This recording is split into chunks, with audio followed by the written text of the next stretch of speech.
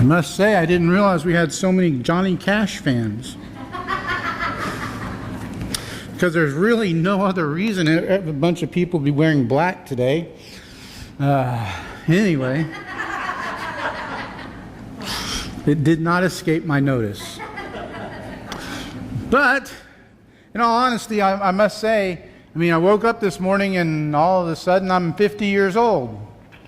And, well, it's not so bad. Because there was only one other way this morning could have gone. And so it's not so bad. So, anyway, I just wanted y'all to know it hadn't escaped my notice that there's a bunch of black cloth in the audience today. For the past several years, we've had a Friends Day, or as we changed it last year to be called Neighbor Day, each year. And while this is good, and each of those days we've had larger than our normal crowd for our Sunday morning worship service, the next week everything just sort of went back to normal. We had a lot of build-up, and then we hit that plateau, and we hit that day, and then it just went back to like it was before. So, starting next year, we're actually going to have 2 Neighbor Days in 2020. One in the spring and one in the fall. You might say, well, why not winter and summer? Well, in the winter, there's always a chance of inclement weather. In the summer, there's always a good chance that people are going to be on vacation. So at some point, in the spring and in the fall, we're going to have a Neighbor Day next year. And coincidentally, those Neighbor Days will coincide with a 5th Sunday, with an Agape Sunday. So it'll be sort of the same, but a little bit different, and all. And on June 30th of this year, I announced another irregular series of lessons that we were going to be involved with and engaged in, and that irregular in that we're not going to do it just one week after another. It's just going to sort of go as when it's needed and everything. The subject was prepared to answer questions that people give to you and present you with. Next year, on those 2 Neighbor Days, I hope to answer questions that are asked of us that, well, maybe it was asked of you and you're not sure that you answered the way you should have. Maybe you didn't know how to answer. Maybe you did answer, but you know that it's a pressing question and a question that is of importance, and that maybe somebody that you know of may be struggling with that issue, and you need an answer to that question. So we're going to use the sermons on those 2 Neighbor Days to address those questions. So I need your help, okay? If you have a question, if you you're not sure that you answered it properly, or you answered it properly, you just want to hear what I say so that you can tell me I'm wrong or whatever, that's fine too. But anyway, we'll also address those questions at other times, but we're going to save the really good ones for those times when we have a number of visitors, because quite honestly, they may be struggling with those questions. But that's next year. This year, September 29th, 2019, is our Neighbor Day. And today we're going to begin to build toward that important day. And we're going to build toward that important day where we're going to ask and answer the important question, who is my neighbor? See, it makes sort of sense, doesn't it, that we are going to think about who is my neighbor for our Neighbor Day. Because, well, if we're going to have a Neighbor Day, we need to know who our neighbor actually is. So we ask the question, who is my neighbor? But we have to start with an even more basic general question. And that is, why? Why does it matter who is our neighbor? Why does it matter that we have neighbors and that we invite them to come to church with us? Why should we even be concerned about our neighbors? I mean, why can't we just sort of live and let live? Well, there's one real simple answer to that question. The simple answer is because we love them. Because we love our neighbors. Now, love is a word that, and a concept, if you will, that has sort of been, well, I don't know, drugged through the mud a little bit in our culture, in our society. It is, in the mind of many, love is simply an emotion. It is a feeling that can't be forced. It's just an emotion, and as just an emotion, it's an emotion that you can turn on and you can turn off. That you can fall in love and you can fall out of love. That you can be in love with somebody one minute and then not in love with him the next minute. You know, sort of like, you know, a faucet. You know, you turn it on and you turn it off, and then that's what love is to many people. Yet we are commanded in the Bible to love. And not just simply in the sense of active goodwill either, but also in the sense of affection and friendship. It's common to distinguish between two different Greek words for love. Now, there are actually, I think, 4 Greek words for love. 2 of them don't really appear in the Bible. 2 of them do. And that's a little bit confusing for us because, well, there's 4 Greek words, but there's 1 English word. But the Greek words don't all mean the same thing. So it gets a little confusing and all, but 2 of the words that appear most frequently in the Bible for love are agape, which is active goodwill, as that which is commanded, and phileo, which is a fondness or friendship, as that which cannot be forced. Yet a lot of times we try to make a distinction between the two, and that distinction is not always clear-cut. In fact, agape can also be defined as brotherly love or affection. That, according to Thayer and Strong, 2 authorities in the field of the Greek language and all. And phileo is often commanded in the Scriptures. So again, you know, 2 words, really more, but 2 in the Scriptures that translate into the same English word, and it can get confusing. So perhaps a review of how we are commanded to love will help us sense the importance of recognizing just who our neighbor really is. Also, perhaps we can see how we can be taught to develop an emotional love, not a romantic love, that's a whole nother Greek word, okay, but an emotional love towards our neighbor. We begin first with the idea that we are commanded to love. And the Bible does command us to love. And the Bible commands us to love several different entities, if you will. Number 1, we are commanded to love God and Jesus. I know that sounds almost simplistic and childish, you know. We're supposed to love God and Jesus. Well, yes, we are. We're commanded to do so. Mark chapter 12, verse 30 says, "And you shall love the Lord your God with all your heart, and with all your soul, and with all your mind, and with all your strength." We are to love, and the Greek word that's used there is the word agape. We are to love God with everything that we are. And in fact, if you want to know the context of Mark 12, verse 30, Jesus has been asked by an expert in the law, which commandment is the most important? And you know what he says? He says, love God with every fiber of your being. That's the most important commandment. In Matthew chapter 10, verse 37, Jesus says, "Whoever loves father or mother more than me is not worthy of me, and whoever loves son or daughter more than me is not worthy of me." In this instance, we are commanded to love that's the word phileo, Jesus more than family. And he speaks in the terms of a family. And he says, you know what? You can't love your mother or father. You can't love your son or daughter more than you love me.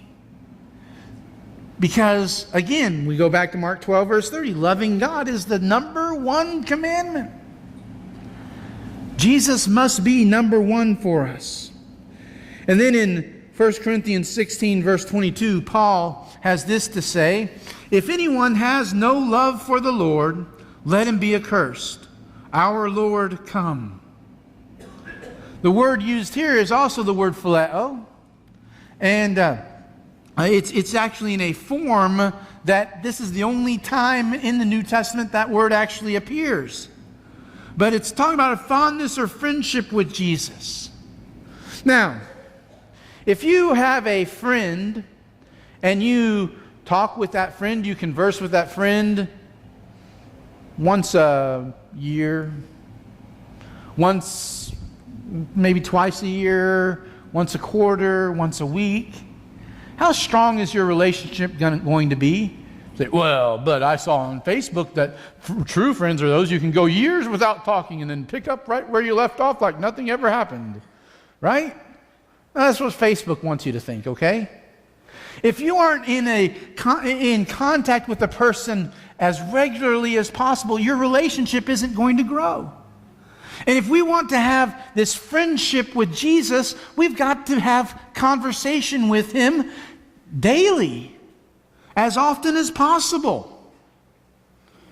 And if we don't, well, Paul has a simple bit of advice. Let him be accursed. Okay, so it should be important to us to have that relationship with Jesus. We are commanded to love God and Jesus. We also, in the Bible, we are commanded to love those in our family. In Ephesians chapter 5, verses 25 through 33, Paul tells us this. He says, husbands, love your wives as Christ loved the church and gave himself up for her, that he might sanctify her, having cleansed her by the washing of water with the word, so that he might present the church to himself in splendor, without spot or wrinkle or any such thing, that she might be holy and without blemish. In the same way, husbands should love their wives as their own bodies. He who loves his wife loves himself. For no one ever hated his own flesh, but nourishes and cherishes it, just as Christ does the church, because we are members of his body. Therefore a man shall leave his father and mother and hold fast to his wife, and the two shall become one flesh. This mystery is profound, and I am saying that it refers to Christ and the church. However, let each of you love his wife as himself, and let the wife see that she respects her husband. Husbands are given the command to love their wives. That word love is that agape, okay? They are commanded to agape their wives, to love their wives, which incidentally, in this instance, includes cherishing the wife, which commonly is referenced in the word phileo. Okay, so do you see the overlap a little bit there? Just like Jesus loves the church. And guys, just how much did Jesus love the church? He was willing to lay down his life for the church. That's how we're to love our wives. You look at another passage, Titus chapter 2, verses 3 and 4. Paul says, older women likewise are to be reverent in behavior, not slanderers or slaves to much wine. They are to teach what is good, and so train the young women to love their husbands and children. Wives are to love their husbands. That word is a word that is based on phileo, to love as a friend. Mothers are to love their children. That's another one of those unique words that have two Greek words just sort of smushed together to form a new concept of loving one's children. But we're to love our family. So we're commanded in the New Testament to love God and Jesus. We're commanded to love those in our family. We're also commanded to love those in the church as well. In John chapter 13, verse 34, Jesus says, a new commandment I give you, that you love one another, Just as I have loved you, so you are to love one another. By this all people will know that you are my disciples, if you have love for one another. The word love that appears there is agape. We're to love with that great type of love each other at church, as Christ loved us. Well, our love for one another actually should be evident. It isn't just something that we say, it's something that we do. It's not just something that we claim to have, but it's something that we show to each other. And by doing so, we show everyone else that we are Christians, that we are disciples of Jesus. But also, in Romans chapter 12, verse 10, Paul tells us, love one another with brotherly affection, outdo one another in showing honor. We are to be kindly affectionate toward one another. The word that Paul uses there actually means love of family. Love of family. And he's not talking about our physical family. He's talking about our spiritual family. We're to love fellow Christians. And we're also to have that brotherly love, Philadelphia, fraternal affection, loving warmly for each other as well. So the Bible commands us to love God and Jesus, commands us to love those in our family, commands us to love those at church. It also commands us to love, those in our community. Aha! See, now here's where Neighbor Day comes into play, okay? All right, because we're to love those in our community. How do we know this? Well, you look at Mark chapter 12, verse 31. The second is this: you shall love your neighbor as yourself. There are no other commandments greater than these. We are commanded to love, that is agape, our neighbor. Love our neighbor, okay? Excuse me. But he said second. Do you remember what he said first? In Mark chapter 12, verse 30? In Mark 12, verse 30, he gives the greatest commandment: love God with everything that you are. In 31, he gives the second greatest commandment: love your neighbor as yourself. If you look at Matthew chapter 5, verse 44, Jesus says, "But I say to you, love your enemies and pray for those who persecute you." What does our enemies have to do with our neighbor? Well, we're commanded to love, and that again is that word agape. We're commanded to love our enemies. Why? Because in the next verse, Jesus says in verse 45, so that you can be children of my Father in heaven. Love your enemies, so you show yourself to be a child of God. Now, we're going to talk more about this next Sunday morning. Because you see, the simple fact of the matter is that your enemy, quote unquote enemy, is also your neighbor. So, and I'm not talking about feuding and stuff like that. No matter how someone feels about you or how you might feel about them, they're still your neighbor. And you still need to treat them as such. But there's more coming about that next Sunday morning. So I hope you'll plan on being here. It should be evident that the command to love requires displaying a true, heartfelt affection towards another, be it God and Jesus, be it our family, be it our church family, or be it even our neighbors. If commanded, then it has to be something, though, that maybe you don't necessarily have it right away, but you can sort of grow into it and develop it where it is lacking. And, well, by the grace of God, we can be taught to love. We are taught to love. We are taught how to love.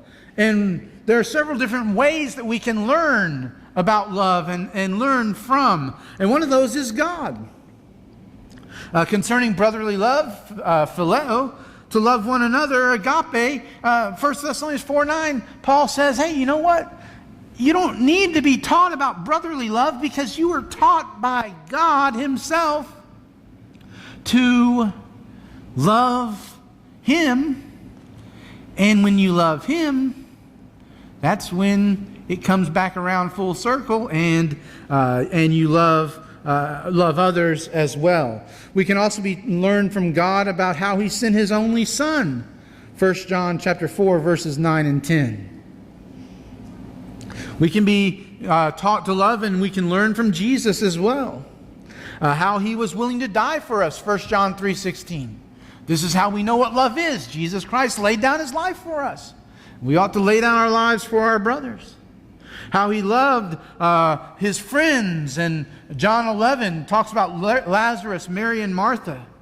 And in 11:36, after we're told in verse 35, Jesus wept.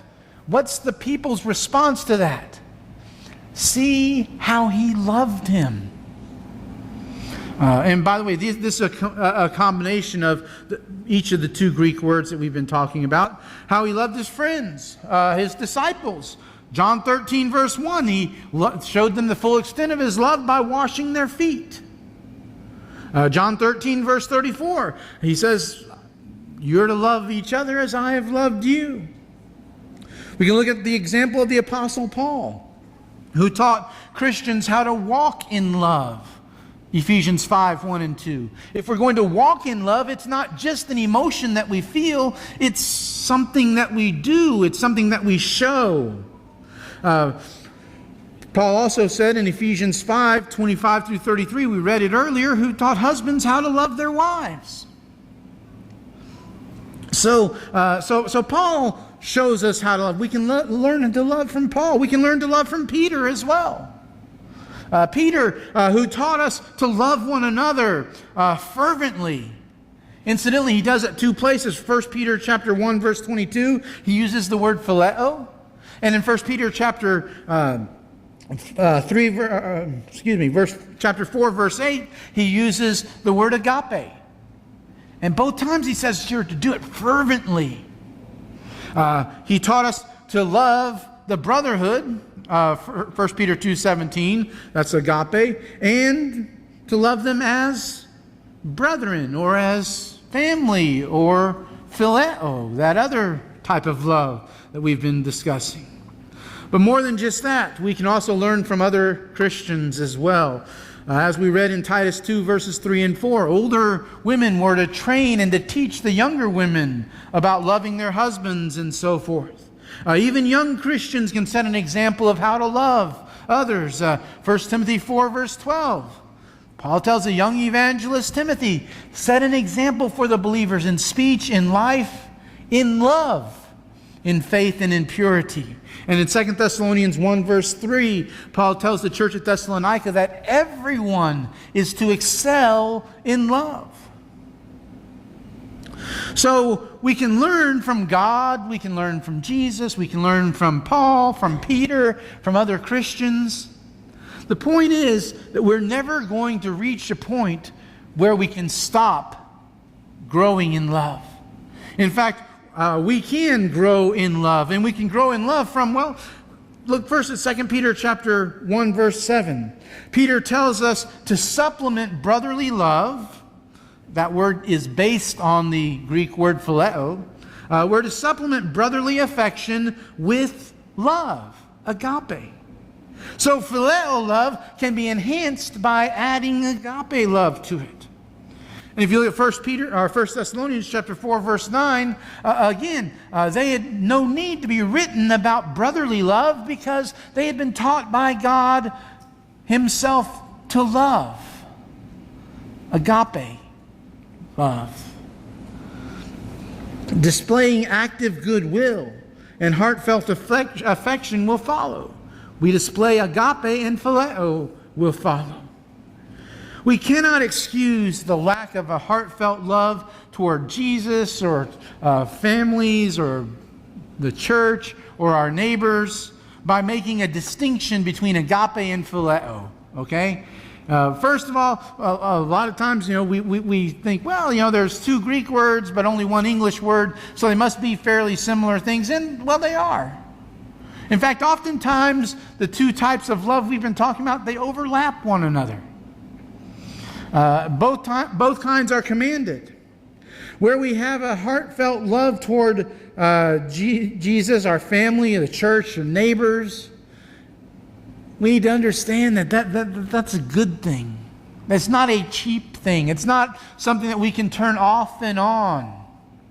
Where we lack that heartfelt love, we need to acknowledge the deficiency as a sign of spiritual immaturity. And we need to be willing to relearn love, whether it's the agape love or the phileo love or both, or a combination. We need to learn to love others with a heartfelt love. And when we do, we can look at the examples of God, of Jesus, of the apostles, of other Christians. And take the initiative to practice agape love, and phileo love will develop naturally. So over the next few weeks, we're going to look at the subject of love as it relates to the question of who is my neighbor. Why is that? Well, because one of the things that we are commanded to do is to love our neighbor. And one of the things that we will do if we love our neighbor is we will seek to help our neighbor. If your neighbor's house was on fire, would you be worried about being called judgmental because you told them their house was on fire? Of course not. You do it because their lives were in danger. My friends, some of us have neighbors. Maybe not the people who live next door to you or across the street from you, but people that we know. And really that's who our neighbor is people that we know. Many of us have neighbors whose lives may not be in danger, but their souls may be. Shouldn't we want to do the neighborly thing and warn them? Maybe that's your situation this morning. Perhaps you've been warned, if you will, by a friend, by a neighbor, and you don't want to experience what might be experienced later. You want to make things right between you and God. Don't let anything keep you from making things right this morning. If making things right between you and God is simply saying a prayer where you're at, asking God to help you to be a better example, to follow Him more closely, then don't let anything stop you from making that response. If that response is a public request for this church family to pray with you and to pray for you, then don't let anything stop you from making that response. If that response is to begin this morning, to live your life with Christ by being immersed in the watery grave of baptism and having your sins washed away, please don't let anything stop you from making that response today. If we can help you in some way to make things right between you and God, and you need to make a public response to have that need met, won't you come to the front now as we stand and sing together?